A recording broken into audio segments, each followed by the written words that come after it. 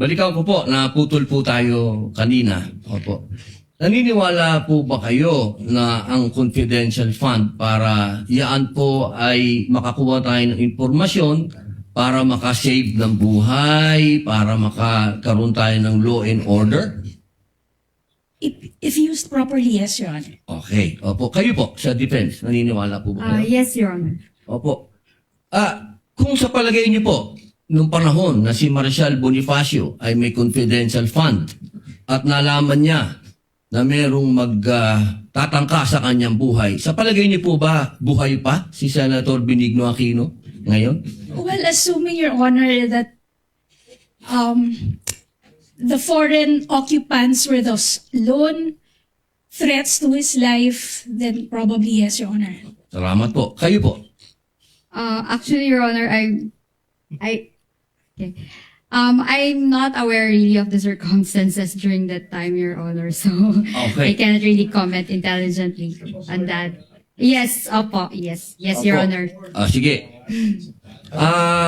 Si Marshal Bonifacio po ang may tuturing nating nagbigay ng daan para sa people power.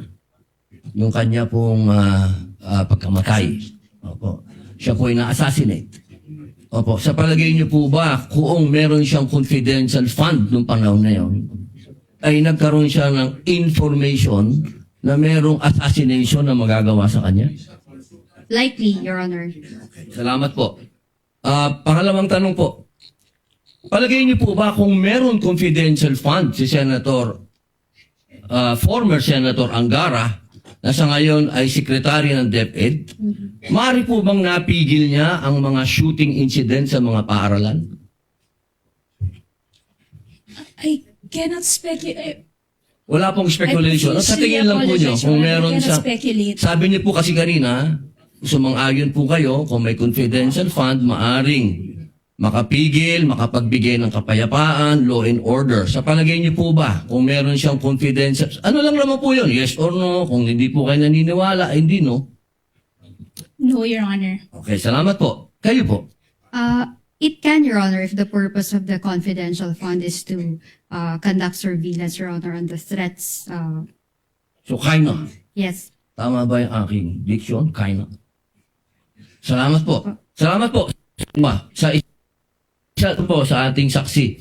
Naniniwala po ba kayo na hindi pa naman talaga natapos ang investigasyon ng COA dito patungkol sa sinasabing akusasyon sa ating Vice President? Yes, sir.